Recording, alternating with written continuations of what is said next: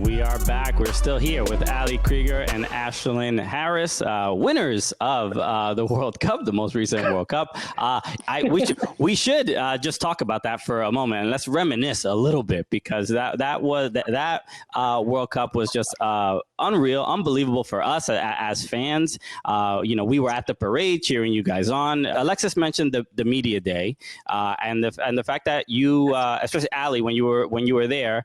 One of the things you said to us, and I have no idea if it was a joke or not, but you were like, "Thank you so much for helping me get back on the team."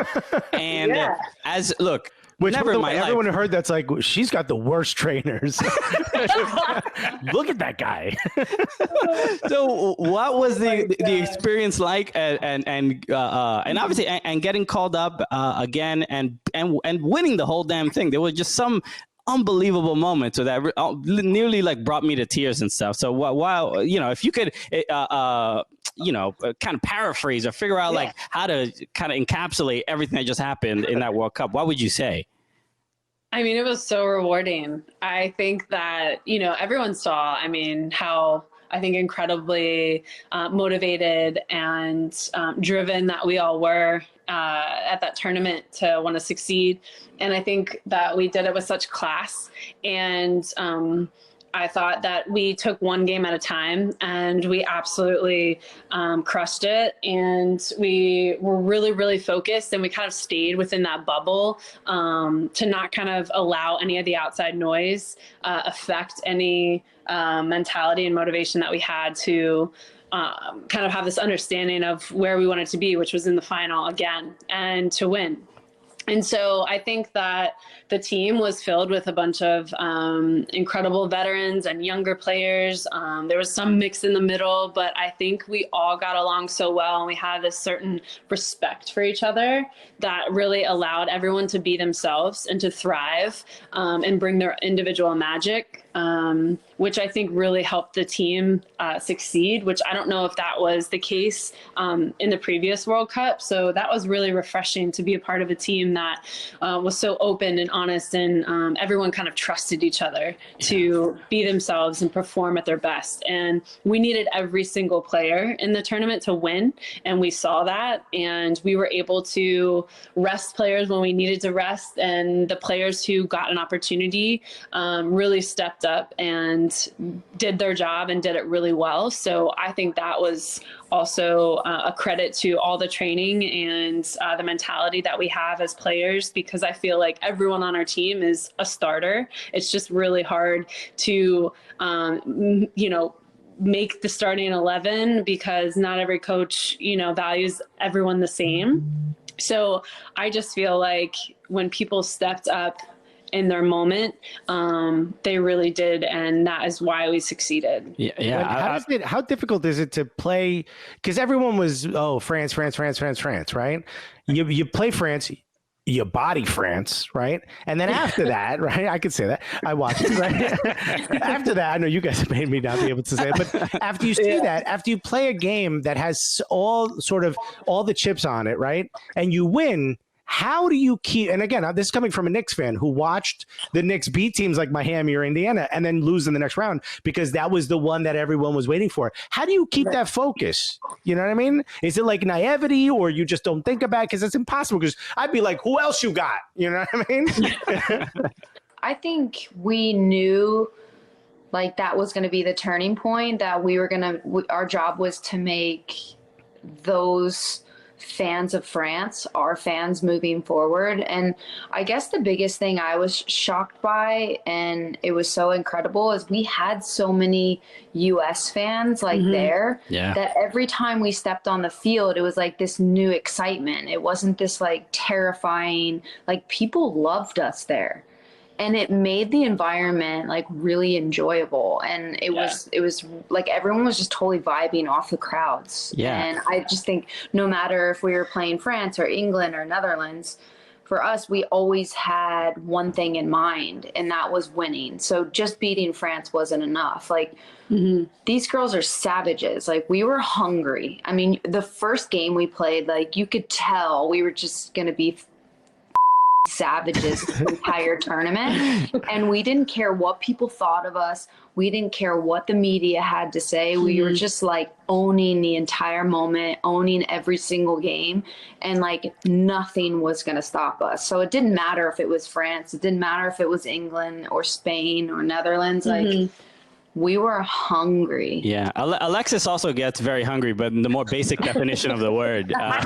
No, but when I'm making a sandwich, the intensity in my eyes, I'm a different person, you know? In fact, I have like tomatoes that get thrown at me, you know what I mean? And I put them down. That's onion. That's tomato. Different plate. Yeah, different plate. You got to chop it up if you want me to.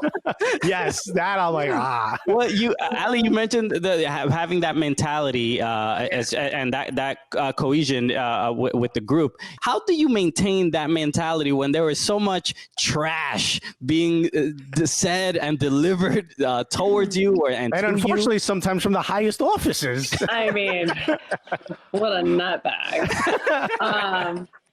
Yeah, honestly, women can multitask. That's my answer. And we're able to compartmentalize, and we're able to do our job, kind of zone into the moment, whatever we want to, jump in on Twitter, or we want to go on Instagram, and during that moment, that specific tournament, and say our piece, and then get out of there, log out, and just refocus on the task at hand. Ashlyn and I talk about this all the time. It's so inspiring to be around such powerful, badass women all the time who inspire each other to want to speak their truth and to want to talk about issues that they believe in, and to want to, speak when we have this platform, especially at the highest stage, and the biggest sport in the world. At the biggest tournament in the world. It's called going full Rapino. Yeah, exactly. Yeah. So, I mean, she full footsteps and really supporting her and supporting each other and just speaking her truth. And it feels really good. We lost you for a second there, but we got you back, which is important. So we got most of what you said there, which is great. Oh, girl. That was a sign. Yeah. Time for her to... Who controls this thing? Is it the White House? Who's got it's like, what they say? He's like, yes, they do. Like trying to save some lives. We got more with Ali and Ashlyn when we get back after this. We were talking a little bit about sort of that focus that you need to have. When you see some of the sort of the rookies or the younger players come into the squad, do you pull them aside and be like, look, here's how to not give a shit, okay? Like we interviewed Rose Lavelle, and I think we were the first person on her media day. At the beginning of the interview, she looked like she was staring at a ghost. She was like, oh my God, No, that's just that's true. She is wild white. Okay? She couldn't play in Orlando, right? I don't think she could play in Orlando. She looked like a lobster.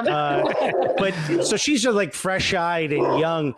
Is it sort of just like commonplace, or do you guys pull them aside and like mentor them a little bit about some of the shit you're going to take for A, being an athlete, and B, being a female athlete in a sport like soccer in the U.S.? Yeah, I don't think any of us like pull anyone aside. I mean, for us, it's taken so much to get to this level, and everyone's been through like some shit. Everyone gets it. Everyone is super professional. I mean, I think, you stick with your homies, but when we sit at dinner, everyone's like yucking it up and having good jokes and having a good time. So there's never that like, oh, she's, we need to pull her aside. She's being an asshole. But like that just doesn't happen. Not at that level. Yeah, not here. That level. Oh, there's a couple names that just popped in Allie's head. We won't ask on camera. Yeah, no, we don't have time. I'd be here for it. Well, I'm curious about ever since the World Cup and the People magazine spread, just everything, and just your two just rise to kind of notoriety, and you guys are just more generally famous than you were like 2 years ago. What's been like one of the craziest things that came with this celebrity or meeting someone or anything? What's been the biggest surprise for you? I think the biggest turning point for us was like honestly coming out as a couple was it last year? March or something? Yeah, last March. Like right before the World Cup, it was Ali at the time wasn't even on the team. So remember I got fired. So. We're not gonna... That's in the past. That's in the past. Going. That happened. Yeah. Who cares about that? So yeah, I think once we came out and we started like really like speaking our truth and living our truth and being advocates for our community, and I think that was a big turning point. And you know, it was crazy because like 2 weeks later we were back on the team together going to the World Cup, and we were like, wait, what just happened? What? I guess we're just going to do this. And we're really going to test this relationship. Seriously. So I just think like it became like a new buzz, and then we continued to just, you know, go with it and keep, you know, keep standing up and showing up for the people around us. And, you know, clearly the World Cup helped, but I mean, it's not like I'm playing. I mean, she plays more than I do. Sorta, I think for us, it was just like really standing for something that's important. And, you know, as we continued through the tournament and after the tournament, you know, more cameras are in your face, more recorders are in your face. And it's like, you want to preach something you believe in and things that matter. So I think we just started sending the right messages and advocating for our community and for women in general and women's empowerment. And I think things now just like have slowly taken off. We wanted to bridge into other, you know, industries. So for us, that was like, we sat down, we wanted to talk about branching out and not just staying in this athlete bubble, but actually going into beauty, going into fashion, and how would we merge the gap between that and sport. So that was like our big thing and our big goal. And it's always been a realm that I wanted to dance in. Like, I love fashion, I love beauty. It's a big part of like who I am and my creative side. So yeah, that's kind of like, it's where it's taken us, and it's, you know, we're still in the beginning stages of a lot of things.